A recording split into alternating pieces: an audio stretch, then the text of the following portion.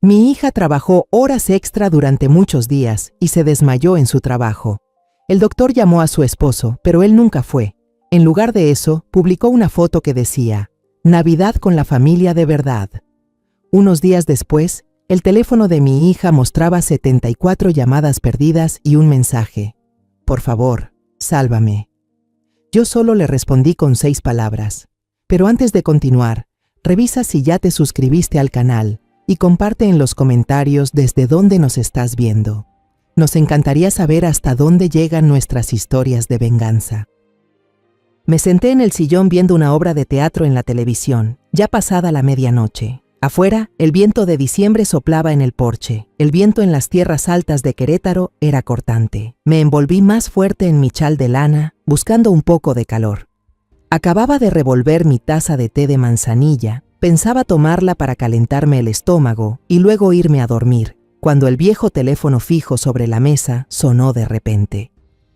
Su timbre siempre era estridente, como si rasgara la calma de la noche. El corazón me dio un vuelco.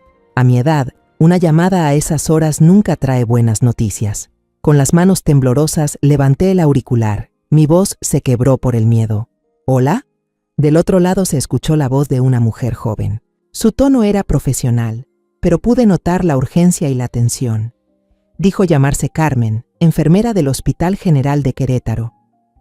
Disculpe, ¿es usted la señora Isabel, madre de la señorita Renata Vargas?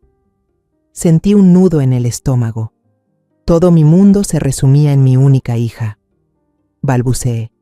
Sí, soy yo. Mi hija. ¿Está bien? La enfermera hizo una breve pausa, como eligiendo las palabras, y luego habló rápido. Su hija se desmayó en su trabajo durante el turno de noche en la fábrica de ensamblaje Medline. La ambulancia acaba de traerla. Por favor, venga cuanto antes. La taza de té se me cayó de las manos y se hizo añicos en el suelo. El líquido caliente salpicó mis pies descalzos, pero ya no sentí dolor. Mi mente se quedó en blanco. Solo resonaban esas palabras. Desmayó en su trabajo. No me cambié el pijama. Solo tomé el chal de lana del respaldo de la silla y metí unos billetes arrugados en el bolsillo. Salí a la calle como una loca. La noche estaba helada. Mi aliento salía en nubes blancas. Por suerte, un taxi viejo se detuvo. Los faros amarillentos atravesaban la neblina. El chofer tenía puesta la radio. Sonaba una ranchera triste, con una voz dolida que parecía llorar por mí. Las luces de la ciudad pasaban frente a la ventana y se mezclaban con mis lágrimas. Con manos temblorosas marqué el número de Alonso Dávila, mi yerno. Seguro debía estar preocupado. La primera llamada sonó 2 veces y se cortó. Pensé que estaría ocupado. Volví a marcar y la segunda llamada sonó y sonó, sin respuesta. En la tercera, la pantalla mostró el mensaje: llamada rechazada. Un escalofrío me recorrió la espalda, más frío que el viento de afuera. Pagué el taxi y casi corrí hacia la sala de urgencias. Ese olor penetrante a desinfectante y enfermedad me revolvió el estómago. El pasillo estaba vacío y helado, iluminado solo por tubos fluorescentes que parpadeaban en el techo y una mujer de limpieza que fregaba el piso en silencio. No había nadie, ni Alonso, ni sus padres, ni nadie de la familia Dávila. Me dejé caer en las frías bancas metálicas de la sala de espera. El frío traspasó la ropa y me caló hasta los huesos. La sensación de impotencia y soledad me envolvió, igual que la noche en que di a luz a Renata sola, hace casi 30 años. En medio de la desesperación, mi mente vagó sin rumbo. Saqué mi viejo celular y abrí Facebook. Tal vez por reflejo, busqué el perfil de Alonso y lo vi. Su publicación más reciente, de hacía apenas 15 minutos. Era una foto de toda la familia Dávila sonriendo, levantando copas de vino tinto en una sala cálida, detrás un árbol de Navidad lleno de luces. Sobre la mesa, un festín con pavo dorado, ensalada de manzana y todo tipo de manjares. Bajo la foto, el texto decía: Navidad con la familia verdadera. En la imagen, Alonso sonreía abrazando cariñosamente a su madre. Mi hija Renata no estaba ahí. Sentí una piedra en el pecho, me faltaba el aire. Un rato después, la enfermera Carmen salió del área de urgencias. Se veía cansada, con ojeras profundas, pero cuando me miró, sus ojos todavía mostraban compasión. Me entregó una bolsa de plástico transparente. Dentro estaba el teléfono de Renata, la pantalla rota como una telaraña. La enfermera habló en voz baja, con tono lleno de pena, como si temiera hacerme más daño. Llamamos al número de emergencia que estaba en su expediente, el de su esposo. Él contestó, y cuando escuchó la noticia, solo dijo: «Seguramente solo se desmayó, no es nada grave», y colgó. Por eso tuvimos que buscar en los contactos de Renata para llamarla a usted. Mis manos temblaban mientras tomaba la bolsa. Cada palabra de la enfermera era como una aguja que se clavaba en mi corazón. No es nada grave. Una indiferencia tan cruel que costaba creerla. La primera lágrima de la noche cayó. Estaba caliente, quemándome el dorso de la mano envejecida. No lloraba por preocupación por mi hija, sino por la humillación que ella estaba sufriendo. Me quedé sola en el banco de metal, sumida en un silencio que hacía zumbar mis oídos. Al final del pasillo se oía el chirrido de las ruedas de una camilla. Ese sonido, monótono y triste, era como una llave que abría la puerta de los recuerdos que había intentado mantener cerrada durante décadas. Me llevó de vuelta a otra noche, también en un hospital, también llena de angustia y soledad. Aquella noche no di a luz a un hijo, sino a una promesa.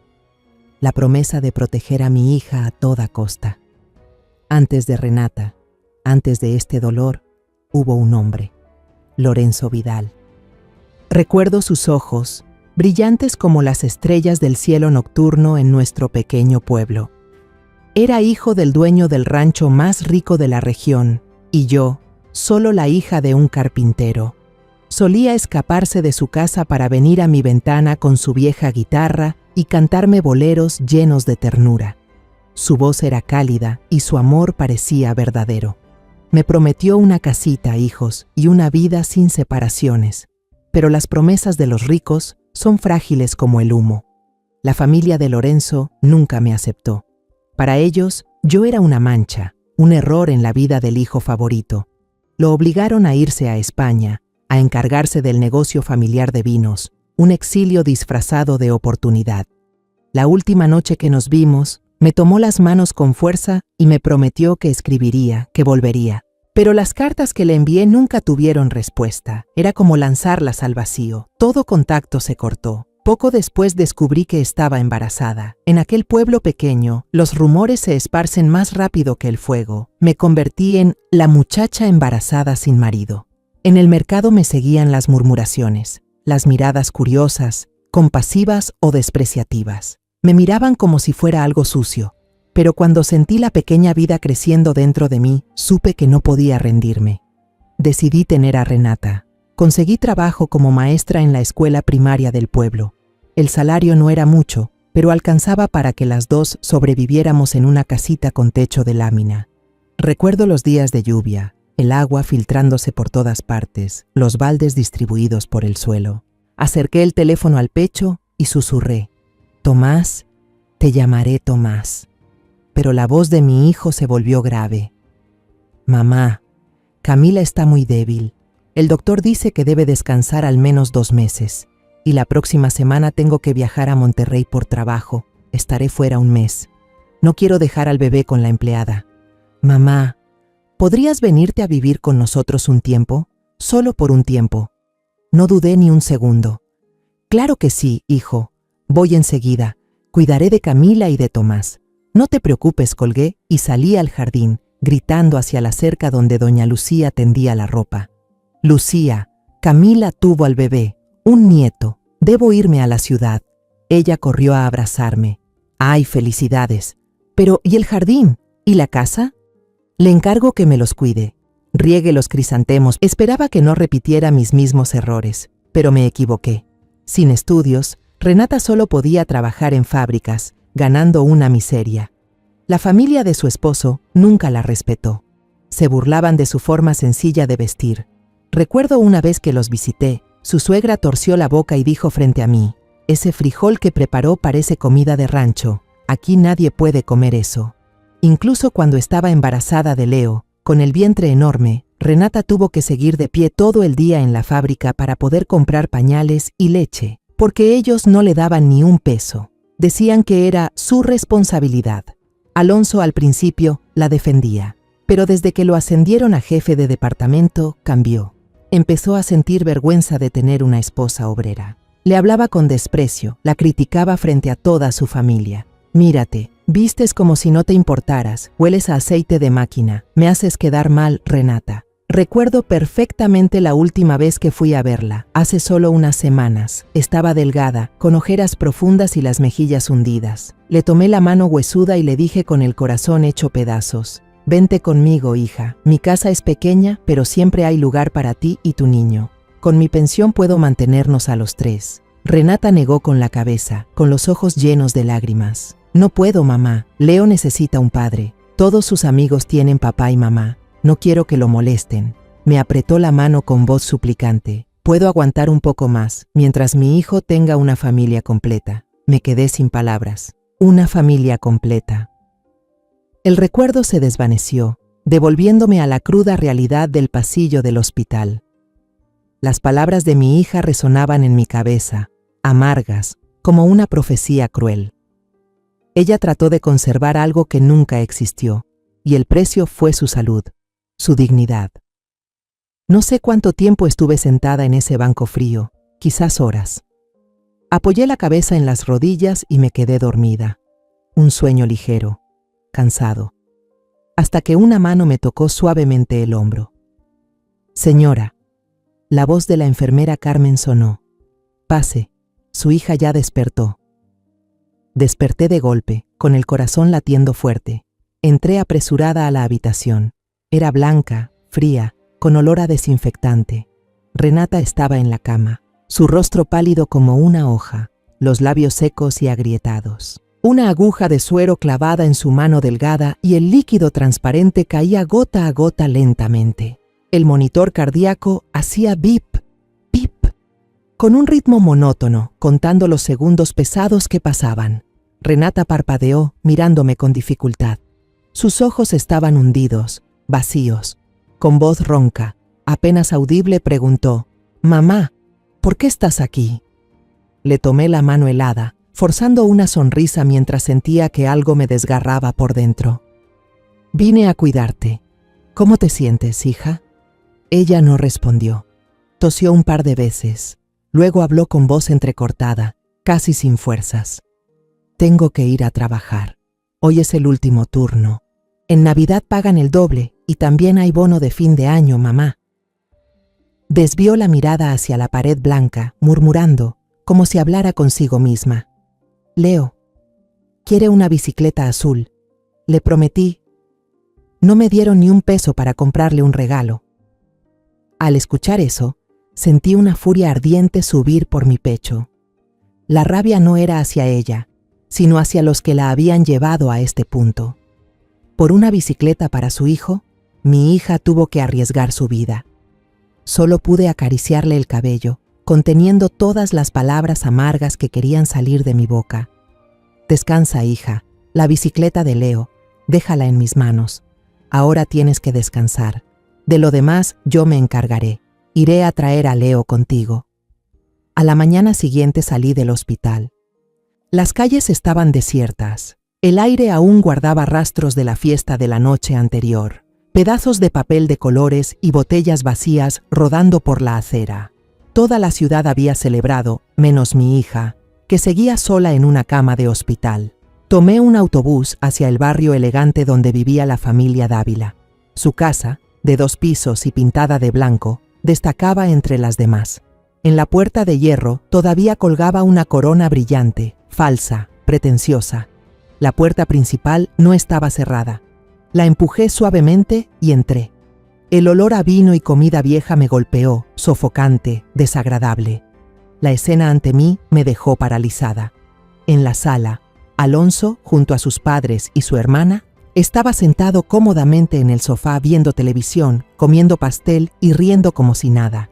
El piso estaba cubierto de basura, papeles de regalo rotos, platos con restos de comida de la fiesta anterior. Y en una esquina, Leo, mi nieto de 6 años, con un pijama desgastado, Sostenía una escoba más grande que él, intentando limpiar el desastre que ellos habían dejado. Su cuerpecito delgado se perdía entre el desorden y el lujo de aquella casa. Su abuela, la señora Dávila, ni lo miraba. Solo levantó la barbilla hacia él y dijo con voz mandona: «Rápido, flojo, si no limpias bien, olvídate del desayuno». Esa frase fue como una chispa cayendo en un barril de pólvora dentro de mí. No dije una sola palabra más. Toda mi paciencia se rompió en ese instante. Corrí hacia Leo y lo abracé con fuerza. El niño temblaba entre mis brazos, tan pequeño, tan frágil. Toda la familia Dávila me miraba, sin sorpresa, sin molestia. Me miraban como si yo fuera una intrusa inoportuna. Alonso dejó la taza de café sobre la mesa con calma. Esbozó una sonrisa helada, sin alma. Se levantó, caminó hasta un mueble de caoba brillante, sacó un fajo de papeles y lo arrojó frente a mí. «Qué bien que vino, señora. Así me ahorro el envío. Entréguele esto a su hija para que firme». Era una solicitud de divorcio ya redactada. Lo miré con furia, el pecho agitándose. Él se encogió de hombros, con un gesto cruel y tranquilo. Ya me cansé de ella, una obrera de pueblo, sin clase, incapaz de darme más hijos. Solo tuvo un niño. Necesito una esposa de mi nivel. Su mirada se dirigió a Leo, que se aferraba a mí con desprecio. Y al mocoso ese, si quiere, lléveselo. Criarlo es una pérdida de dinero, igual de inútil que su madre. Igual de inútil que su madre. Cada palabra fue una cuchillada directa a mi corazón. La compasión que sentía se encendió en una furia incontenible. Apreté más fuerte la mano de Leo, miré de frente a Alonso y a toda su familia sin alma, y pronuncié con voz firme: «Nos vamos». Saqué a Leo de esa casa sin mirar atrás. La rabia ardía dentro de mí, pero debía contenerla, por el bien del niño. Leo no lloró, solo guardó silencio. Un silencio tan profundo que dolía más que cualquier llanto. Durante el trayecto en autobús de regreso al hospital, no dijo una palabra. Se acurrucó en mi regazo, sosteniendo un trompo de madera que le había comprado apresurada en un puesto callejero. El trompo era lo único colorido en su mundo gris de ese momento. Cuando llegamos a la habitación, Renata intentaba incorporarse, apoyada en las almohadas. Al ver a Leo, sus ojos se iluminaron con una chispa de esperanza, una pequeña alegría. «Leo, hijo», lo llamó. Pero esa luz se apagó al notar mi expresión rígida y la apariencia sucia, asustada, de su hijo. Senté a Leo en la silla junto a la cama y le di una galleta que había comprado esa mañana. No la comió, solo la sostuvo entre las manos. Se recostó cansado contra su madre, su manita aferrada a los dedos delgados de Renata, y se quedó dormido. Su sueño no era tranquilo. De vez en cuando, sus hombros pequeños temblaban. Ahora solo quedábamos Renata y yo. La verdad tenía que ser dicha. Arrastré una silla y me senté junto a ella. Respiré hondo, tratando de mantener mi voz firme. Le conté todo, sin omitir un solo detalle. Conté sobre la escena en la sala, sobre la fiesta terminada, sobre las risas y conversaciones sin corazón de ellos. Conté las palabras de la señora Dávila, llamando a su nieto flojo. Hablé de la actitud de Alonso, de esa mueca fría que hacía con los labios. Renata escuchó sin interrumpir. Su rostro había perdido todo el color, pálido como la pared detrás de ella. Al final, saqué de mi bata los papeles del divorcio, una hoja helada, llena de palabras crueles. La coloqué con cuidado sobre la manta delgada que cubría su cuerpo. «Esto es lo que me dio. Quiere que lo firmes». Renata guardó silencio un buen rato. No lloró, no gritó, solo miraba el techo blanco, donde una grieta fina corría como un ciempiés. Su mirada estaba vacía, como si el alma se le hubiera escapado del cuerpo. Supe que en ese instante algo dentro de ella había muerto. Luego giró lentamente la cabeza hacia Leo, que dormía profundamente. Una lágrima rodó por su mejilla hundida y se detuvo en la comisura de sus labios agrietados. Esa lágrima no era por ella, sino por su hijo. Su voz fue apenas un susurro, pero cada palabra cortó como un cuchillo. Pensé que aguantando podría mantener un hogar para mi hijo, pero al final Solo le dejé la vergüenza. Levantó la vista hacia mí y en esos ojos vacíos comenzó a encenderse una llama. Le tomé la mano y la apreté con fuerza. Renata, hija, nunca quise verte sufrir, pero respeto tu decisión. Si quieres terminar, estaré contigo. Tú y yo criaremos a Leo. Podemos ser pobres, pero jamás permitiremos que el niño baje la cabeza. Renata asintió, con un movimiento firme. Tomó los papeles. Sus manos, endurecidas por años de trabajo en la fábrica, temblaban sin control. Me levanté, salí al pasillo y le pedí prestada una pluma a la enfermera Carmen. Cuando regresé, ella seguía en la misma posición. Tomó la pluma, pero no firmó enseguida. Miró otra vez el rostro dormido de Leo y respiró hondo, como si juntara todo el valor del mundo. «Puedo soportar que me llamen simple, inútil», dijo, con la voz ya firme y fría. «Puedo soportar su desprecio, pero a mi hijo, nunca. Nadie tiene derecho a llamarlo así». Su firma fue tan fuerte que casi rasgó el papel. En ese instante, vi cómo un peso invisible que la había aplastado por años se desprendía de sus hombros delgados. Exhaló largo, como quien sale del fondo de un lago oscuro. Doblé con cuidado los papeles y los guardé en mi bolso. Afuera ya había caído la noche. En la habitación solo quedaban el suave respiro de Leo y el pitido, del monitor cardíaco. Ese sonido ya no era monótono ni triste. Para mí sonaba como el pulso de un corazón que volvía a la vida, como el inicio de algo nuevo. El día de la audiencia de divorcio, el cielo de Querétaro estaba gris y frío, igual que mi ánimo. El tribunal de familia era un edificio viejo, con paredes amarillas descascaradas, saturado del olor a papeles viejos y ese aroma indescriptible de la desesperanza. El aire ahí era denso, pesado, como tejido con miles de suspiros de vidas rotas. Renata, Leo y yo nos sentamos en un banco de madera duro, en el pasillo. Ella llevaba su camisa más decente, la que solo usaba en ocasiones importantes, pero aún así se veía pálida, delgada, perdida dentro de la ropa. No dijo palabra, solo retorcía el borde de la camisa y mantenía los ojos fijos en el suelo manchado. Leo, sin entender nada, se portaba tranquilo en mis piernas, dibujando con un pedacito de lápiz de color que le había dado. En su dibujo había un sol, flores y 3 personas tomadas de la mano. Al ver eso, sentí un nudo en el pecho. Un rato después, Alonso y su familia llegaron. Caminaron directamente hacia nosotros, con la cabeza en alto, sin siquiera mirarnos, como si fuéramos invisibles. Alonso llevaba un traje caro, el cabello peinado con gel brillante. Su madre, con un collar de perlas, nos miró de reojo y resopló con desprecio. Se colocaron en un rincón aparte, riendo y susurrando, completamente ajenos al mundo pobre en el que estábamos nosotros.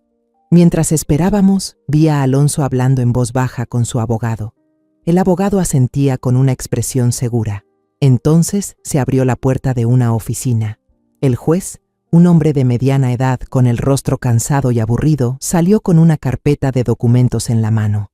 Alonso hizo una seña al abogado y se acercó enseguida, bloqueando el paso del juez con una sonrisa amable. «Señor juez», dijo con una voz melosa, «solo quería expresarle mi respeto. Confío plenamente en su justicia y comprensión». Y entonces lo vi. Un gesto rápido, casi imperceptible si uno no estaba atento. Cuando se dieron la mano, Alonso deslizó discretamente un sobre marrón grueso en la palma del juez. El juez no cambió su expresión, lo recibió y lo colocó entre los papeles con total naturalidad, como si fuera una hoja más. Mi corazón se hundió. Sentí un frío en el pecho. Toda chispa de esperanza se apagó. Sabía exactamente qué tipo de justicia estaba a punto de hacerse. La justicia ya estaba encerrada en ese sobre marrón. La puerta de la sala se abrió. Era una habitación pequeña y sofocante, con un viejo ventilador de techo que rechinaba, burlándose del supuesto respeto del lugar. El juicio comenzó y terminó tan rápido como un parpadeo. Todo el proceso no duró ni 10 minutos, ni el tiempo suficiente para preparar una tetera. El abogado de Alonso habló con fluidez, con una voz firme y segura. Describió a Renata como una esposa que no aportaba nada al hogar, una carga económica, e insinuó descaradamente que ella no tenía estabilidad mental para cuidar sola al niño sin la ayuda de la familia Dávila. En cambio, El abogado de oficio que nos asignaron, un joven que aún parecía perdido, apenas se levantó, leyendo con torpeza unas líneas arrugadas de su papel. Su voz era débil y temblorosa, perdida en la sala. El juez casi no levantó la vista de sus documentos, solo asentía con indiferencia. Finalmente, carraspeó y leyó el fallo con un tono monótono, sin emoción, como si recitara el pronóstico del clima. Se aprueba la solicitud de divorcio. La custodia del menor, Leo Dávila Vargas, se otorga a la madre, la señora Renata Vargas. Solté un breve suspiro de alivio. Al menos conservaríamos al niño. Pero siguió hablando, y cada palabra fue como un golpe. Todos los bienes compartidos, incluyendo la casa y la cuenta de ahorros, pasarán a manos del señor Alonso Dávila, por ser el principal generador de ingresos y contribuyente económico. No habrá pensión alguna tras el divorcio para la esposa ni para el menor. No podía creer lo que oía. Todo, se lo llevaban todo. Los años de esfuerzo de mi hija, el poco dinero que había ahorrado con su trabajo, todo se desvanecía. Me levanté de golpe, sin poder contenerme, y grité: ¡Esto es una injusticia! ¡Eso es un robo! Vi cómo le daba un soborno al juez. El juez golpeó con fuerza el mazo. El sonido seco resonó en la sala. ¡Silencio!, me lanzó una mirada helada. Está alterando el orden del tribunal. La audiencia ha terminado. 2 guardias enormes se acercaron de inmediato y me invitaron a salir del recinto. En el pasillo, Alonso y su familia pasaron junto a mí. Él se detuvo, me miró directamente a los ojos y sonrió con desprecio. Una sonrisa triunfante, satisfecha, de alguien que acaba de usar el dinero para pisotear la justicia. Renata salió tambaleándose después.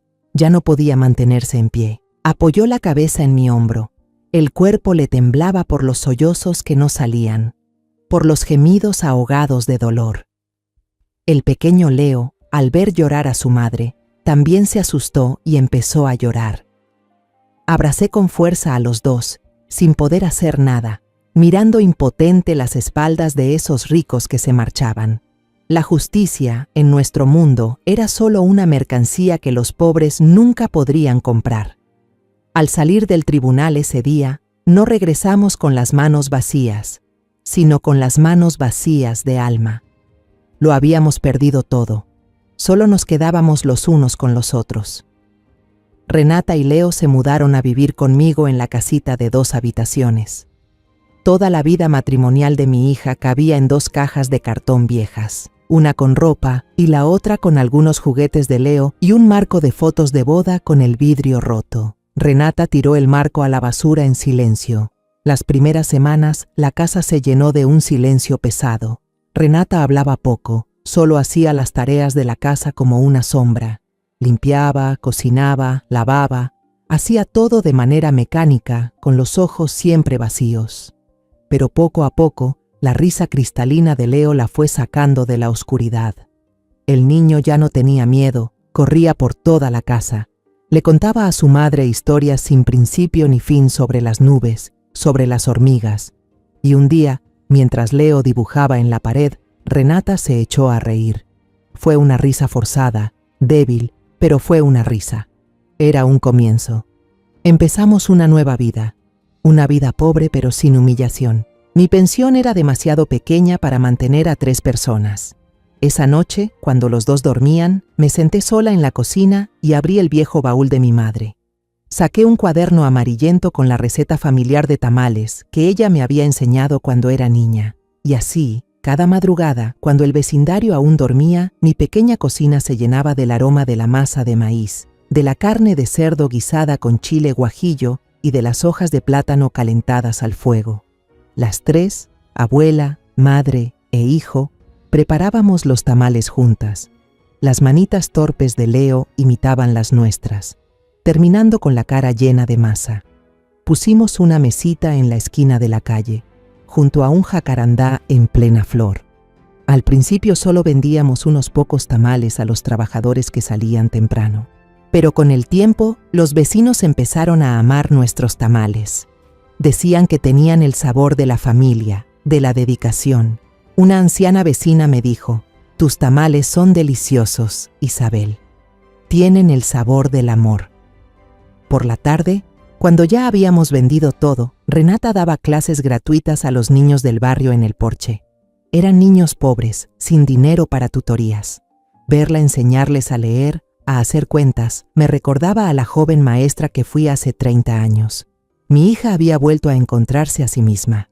La vida seguía siendo difícil. Por las noches, los tres cenábamos frijoles y tortillas calientes, pero podíamos sonreír. No teníamos mucho dinero, pero teníamos paz. Una tarde de fin de semana, cuando el sol caía hacia el oeste tiñendo de dorado todo el vecindario, se escucharon golpes en la puerta. Golpes firmes, fuertes, no como los tímidos de los vecinos. Leo jugaba en el patio y corrió a avisar: «¡Abuela! ¡Hay alguien!». Yo me limpié las manos llenas de masa en el delantal, pensando que tal vez era alguien que venía a encargar tamales para el día siguiente. Fui a abrir la puerta, y el tiempo se detuvo. Frente a mí estaba un hombre elegante, con un traje gris. Estaba mucho más envejecido que en mis recuerdos. El cabello ya tenía canas en las sienes, y el rostro estaba marcado por los años. Pero esos ojos profundos y cálidos, nunca los podría olvidar. Lorenzo Vidal. Me quedé paralizada, el aire se me atascó en el pecho. Todo a mi alrededor se volvió borroso, solo quedaba ese hombre. 30 años interminables. Él también estaba igual de sorprendido. Me miró fijamente y pronunció mi nombre, con la voz ronca por la emoción. «¿Isabel?». No pude responder. Sentí la garganta apretada, como si alguien me la estuviera estrangulando. Él empezó a hablar con prisa, como si temiera que, si no lo hacía enseguida, perdería la oportunidad. Habló de cómo su familia lo había detenido, de las cartas que le envié y que ellos quemaron, de las amenazas de que arruinarían mi vida si él intentaba contactarme. «Acabo de regresar a México», dijo con voz llena de arrepentimiento. «El negocio en España por fin se estabilizó. Lo primero que hice fue ir a nuestro antiguo pueblo. Me dijeron que te habías ido hace mucho tiempo, que tenías una hija». Justo en ese momento, Renata escuchó las voces y salió del cuarto. «Mamá, ¿quién es?». Vio al hombre desconocido y me miró con curiosidad. Los ojos de Lorenzo se clavaron en Renata. Su rostro cambió de color. De la sorpresa pasó a la confusión, y luego a una comprensión dolorosa que apareció lentamente. Renata tenía mis ojos, pero la barbilla, la nariz y hasta la manera en que inclinaba un poco la cabeza cuando se sentía incómoda. Todo era de él. La niña era idéntica a él. Lorenzo dio un paso atrás. Su cuerpo alto pareció tambalearse. Su voz tembló, casi como un susurro. «Dios mío, mi hija». Renata se quedó helada. Me miró. Luego miró al hombre desconocido, con los ojos llenos de desconcierto.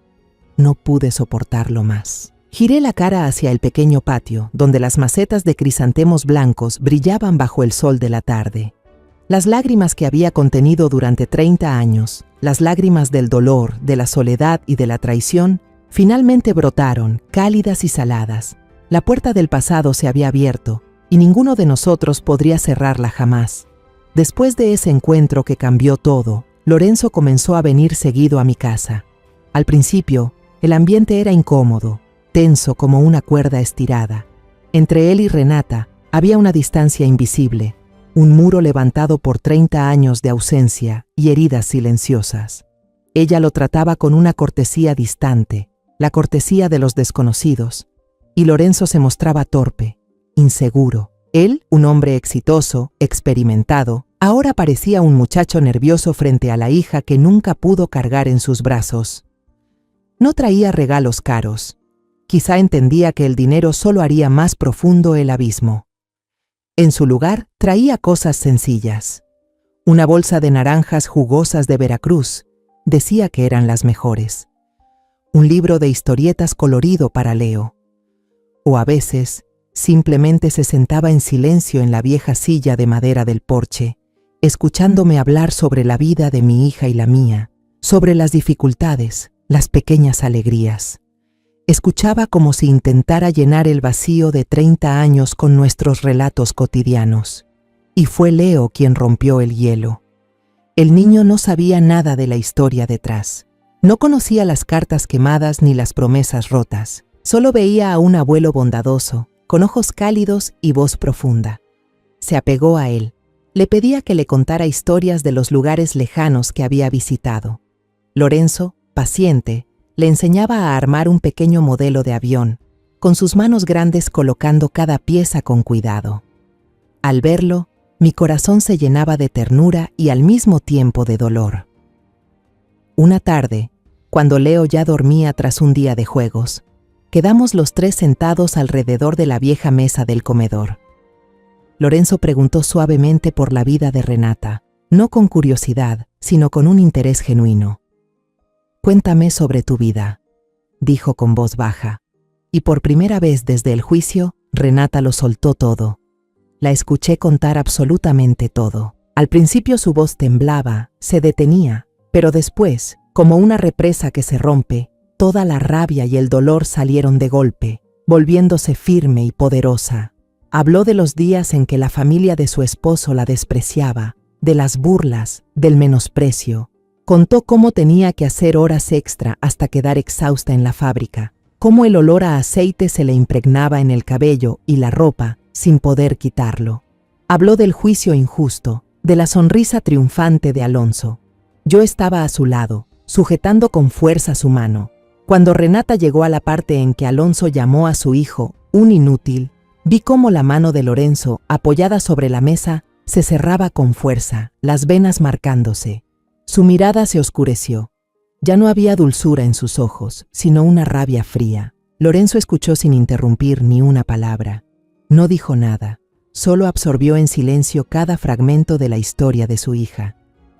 Cuando Renata mencionó el nombre completo de su exmarido, Alonso Dávila, y su puesto como jefe de marketing, vi cómo él se detuvo. Un silencio extraño lo envolvió. Permaneció callado un largo rato, con la mirada perdida por la ventana, donde los últimos rayos del día se apagaban lentamente. Luego se volvió hacia nosotras, su voz grave. El grupo de comunicación Novaterra. Yo soy su director ejecutivo Renata y yo nos quedamos heladas. Lo miré buscando alguna señal de broma en su cara, pero no había ninguna. Solo seriedad y una amargura imposible de ocultar. Siguió hablando con un tono cansado. Alonso Dávila. Conozco ese nombre. En las reuniones del consejo siempre lo mencionan. Una estrella en ascenso, un tipo con don de palabra, muy hábil. Es uno de los candidatos más fuertes. Está a punto de ser nombrado director de marketing nacional. La decisión final se anunciará la próxima semana. La habitación se llenó de silencio. Solo se oía el zumbido de una mosca perdida. La ironía del destino era cruel. El hombre que había hundido a mi hija estaba a punto de subir a la cima del éxito, dentro de la misma empresa, cuyo dueño era el padre que ella nunca conoció. Lorenzo miró fijamente a Renata.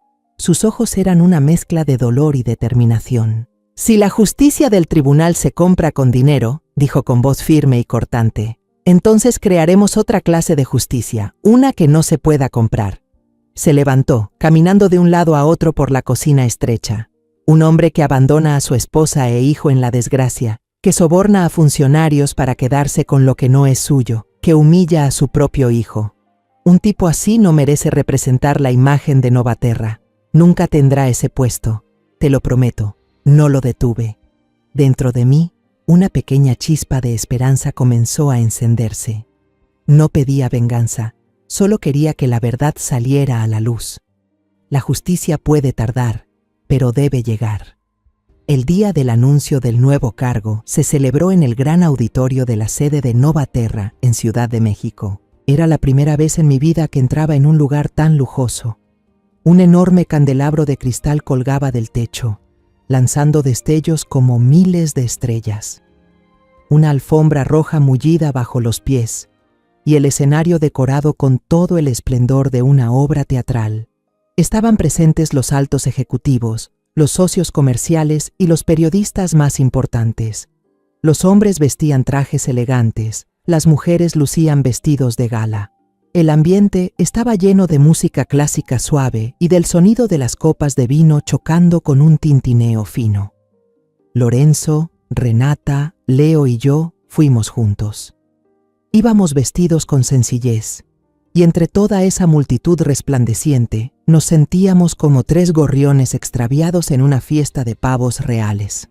Llevaba mi único vestido negro y Renata llevaba la misma blusa del día del juicio. Me tomó la mano con fuerza, la tenía fría y húmeda por los nervios. El pequeño Leo miraba todo con curiosidad, sus ojos redondos llenos de asombro ante tanto lujo. Lorenzo había arreglado para que estuviéramos en un rincón apartado, cerca del escenario, escondidos detrás de una gran palmera decorativa. Desde ahí podíamos ver todo sin que nadie notara nuestra presencia. Después de varios discursos de apertura aburridos, por fin llegó el momento que habíamos esperado. Un vicepresidente subió al podio y con voz solemne anunció: "Y ahora, con gran honor, presentamos al nuevo director nacional de marketing del Grupo Novaterra, el señor Alonso Dávila". Un aplauso ensordecedor llenó el auditorio. Alonso salió desde un costado del escenario. Su traje hecho a la medida le quedaba impecable. El cabello peinado con gel brillaba bajo las luces. Una sonrisa de autosuficiencia se dibujó en su rostro. Saludó al público con la mano, disfrutando su momento de gloria, como un rey en su coronación. Comenzó su discurso, hablando con voz fluida y segura. Habló sobre la dedicación constante, sobre la ética en los negocios, y luego dijo una frase que jamás olvidaré: "Mi éxito de hoy se construyó sobre una base sólida: los valores familiares. La familia es la fuente de nuestra fuerza, la guía de todas nuestras acciones". Escuchar esas palabras de su boca me revolvió el estómago. Sentí una náusea subir por mi garganta. Justo cuando Alonso terminó su frase sobre la familia, las grandes puertas de madera al fondo del auditorio se abrieron de golpe. Lorenzo entró. No caminaba rápido, avanzaba con pasos lentos, firmes, seguros. Detrás de él iba yo, y detrás de mí, Renata cargando a Leo en brazos. La música se detuvo. Todas las miradas se dirigieron hacia nosotros. El murmullo comenzó a crecer, como un enjambre desordenado. ¿Quiénes son? ¿Qué pasa? En el escenario, la sonrisa de Alonso se congeló. Su rostro cambió de la sorpresa a la confusión y finalmente al terror absoluto cuando reconoció a Lorenzo, el director ejecutivo al que nunca había tenido oportunidad de conocer, caminando junto a la mujer que acababa de abandonar. Lorenzo subió al escenario sin dudar. Tomó el micrófono de las manos del presentador, que lo miraba atónito. Se colocó justo al lado de Alonso, que seguía inmóvil como una estatua de cera. La voz de Lorenzo resonó por todo el auditorio, sin furia, pero con una firmeza y autoridad incuestionables.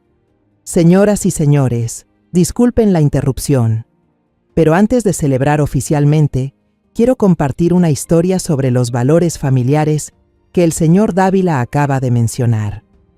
Se giró y señaló hacia Renata y Leo, que ya habían salido de su escondite.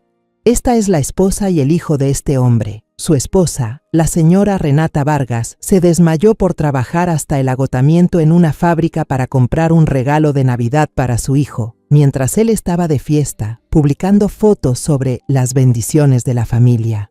Este niño, mi nieto, fue llamado un inútil por la familia paterna. El auditorio quedó en silencio absoluto. Se escuchó el sonido de una copa rompiéndose en algún lugar. Lorenzo continuó, con voz helada: "Este hombre compró una sentencia judicial con dinero, despojando a su esposa de todo y dejándola en la calle sin un solo peso de manutención. Y tenemos las pruebas". Lorenzo hizo una señal, y en la gran pantalla detrás del escenario, donde antes aparecía la imagen triunfante de Alonso, comenzó a reproducirse un video corto. Era una grabación de una cámara de seguridad en el pasillo del tribunal. No había sonido, pero la imagen era irrefutable. Alonso sonriendo, estrechando la mano del juez y deslizándole un sobre marrón. Un murmullo de asombro recorrió la sala. Los periodistas reaccionaron de inmediato, levantando sus cámaras, disparando flashes sin parar. Lorenzo se volvió hacia Alonso, que temblaba, con el sudor empapándole la frente y el cuello de la camisa. El Grupo Novaterra se construyó sobre la base de la integridad, declaró Lorenzo con voz firme. No hemos aceptado ni aceptaremos jamás a un mentiroso, inmoral y cobarde como líder. A partir de este momento, señor Alonso Dávila, usted está despedido. Las luces del escenario seguían brillando intensamente, pero para Alonso eran como miles de cuchillos atravesándole el cuerpo. Bajó la cabeza, incapaz de mirar a nadie, encogido como una sombra. Su gloria había terminado. Yo observaba la escena, pero no sentía alivio ni la alegría de la venganza. Solo una extraña paz se expandía en mi pecho. La justicia, al fin, había encontrado el camino hacia nosotros. No en un tribunal, sino aquí mismo, en la cima del poder del hombre que la había pisoteado. El suceso en Novaterra provocó un verdadero terremoto. La historia de Alonso se esparció por los periódicos y las redes sociales a una velocidad impresionante. El video en el que se veía cómo sobornaba al juez fue compartido miles de veces. Se convirtió en tema de burla en todas partes, desde los elegantes cafés donde se reunían los empresarios hasta las taquerías de barrio. El hipócrita, el director frustrado, el que vendió a su esposa por un cargo, lo llamaban con toda clase de apodos sarcásticos. Nosotros salimos silenciosamente de Ciudad de México esa misma noche y regresamos a nuestra pequeña casa en Querétaro. La vida parecía volver a la normalidad. Cada mañana yo seguía levantándome temprano para cocer tamales y Renata seguía enseñando a los niños del vecindario. Pero algo había cambiado. El aire en la casa ya no era pesado ni asfixiante.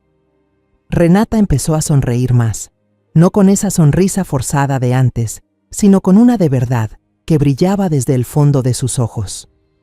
Pero el pasado no estaba dispuesto a dejarnos tan fácilmente. El viejo teléfono de pantalla rota de Renata, con el que antes esperaba una llamada de cariño, empezó a sonar sin parar. Al principio era el número de Alonso. Llamaba constantemente, de día y de noche. Cuando fue bloqueado, usó el número de su madre, luego el de su hermana. Incluso algunos parientes lejanos, con los que Renata jamás había hablado, comenzaron a llamar. Renata, contesta, Alonso ya se arrepintió. Hija, todo puede arreglarse, vuelve a casa. No contestamos. Esa preocupación tardía nos resultaba tan barata y falsa. Por un antiguo vecino que trabajaba en la misma empresa, supimos que Alonso no solo había sido despedido. Lorenzo, tal como había prometido, impuso otra forma de justicia. Lo demandó por fraude y soborno, por dañar gravemente la reputación de Novaterra. El juez que aceptó el soborno también fue suspendido e investigado. La familia Dávila, que siempre presumió de su estatus social, tuvo que enfrentarse a la vergüenza. Los socios rompieron relaciones y los amigos se alejaron. Su lujosa casa, donde antes se celebraban fiestas ruidosas, ahora estaba extrañamente silenciosa. 3 días después de aquel suceso, una noche, mientras Renata y yo estábamos en el porche con Leo coloreando, el teléfono volvió a vibrar. Esta vez era un número desconocido. Renata me miró, dudando. Ya estaba agotada de tantas llamadas molestas. Asentí, indicándole que lo dejara sonar.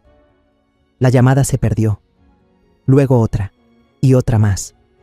Continuamente, como si alguien a punto de ahogarse intentara manotear para no hundirse.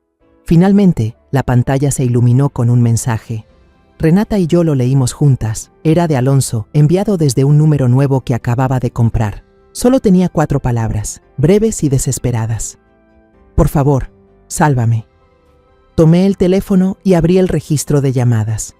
74 llamadas perdidas, de él y de su familia, en solo 3 días.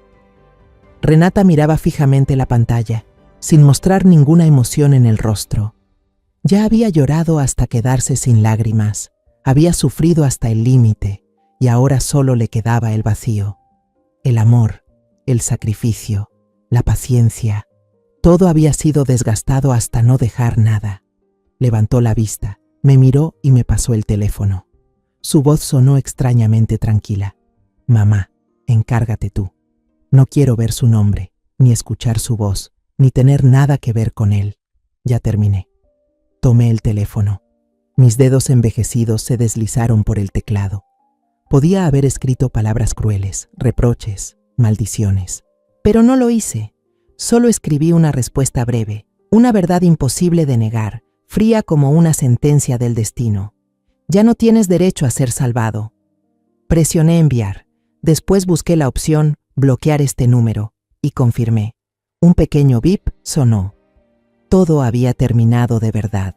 Una extraña sensación de alivio me envolvió por completo. No era la satisfacción de quien gana, sino la paz de quien finalmente se atreve a soltar una carga que ha llevado demasiado tiempo. La puerta hacia el pasado doloroso, por fin, la habíamos cerrado y asegurado nosotras mismas. Después de cerrar para siempre la puerta con la familia Dávila, Querétaro se volvió sofocante.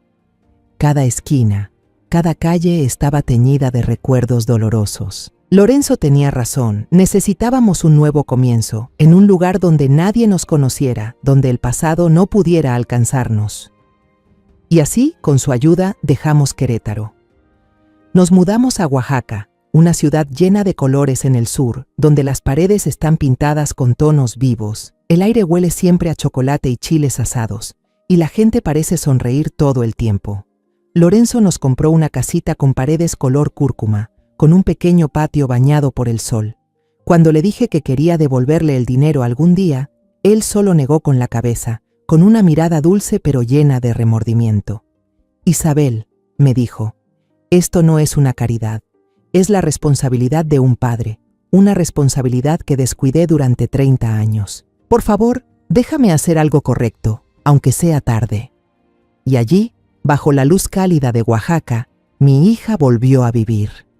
Renata recuperó su pasión, una pasión que la vida dura había enterrado. Se inscribió en un curso de cerámica tradicional. Sus manos, antes endurecidas por el trabajo en la fábrica, se volvieron suaves y hábiles, moldeando jarrones y cuencos hermosos a partir del barro. Me dijo que cuando sus manos tocaban la arcilla, sentía que moldeaba su propia vida, transformando lo inerte en algo con alma.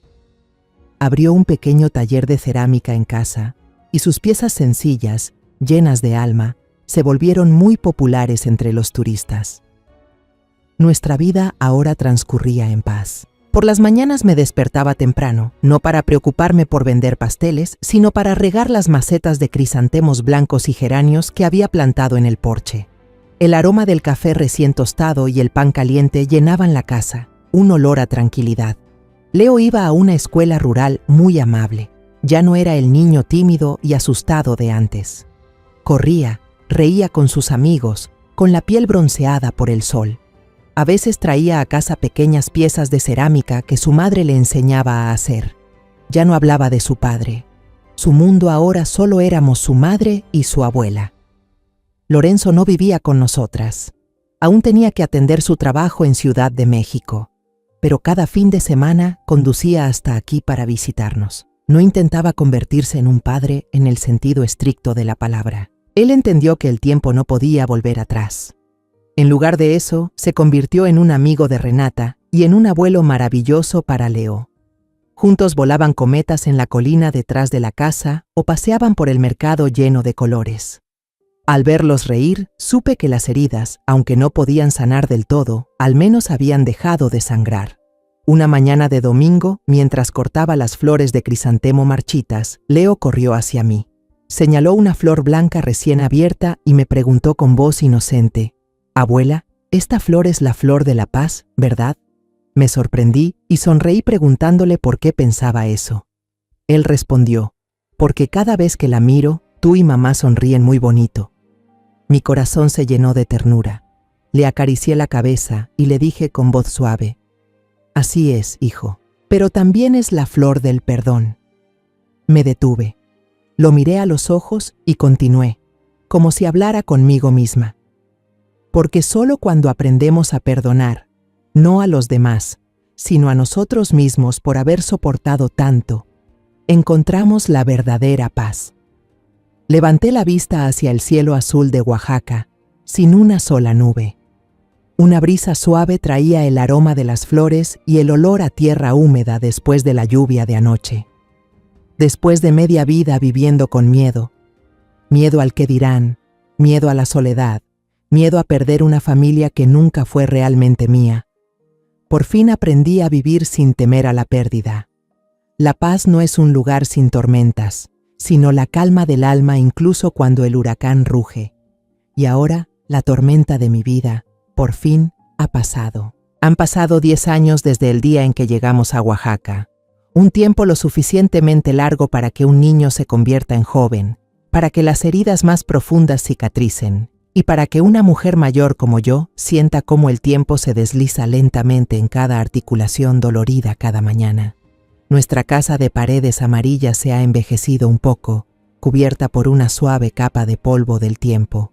El patio ya no está vacío, ahora está lleno de macetas que yo misma he cultivado. Los crisantemos blancos siguen siendo mis favoritos, pero ahora comparten espacio con las bugambilias de colores vivos y unas macetas de chiles picantes. Mi vida ahora son las mañanas tranquilas, sentada en el sillón de mimbre del porche, bebiendo sorbos de café caliente y mirando a mi familia empezar un nuevo día. El taller de cerámica de Renata, que comenzó en una pequeña habitación, ahora ocupa toda la parte trasera de la casa.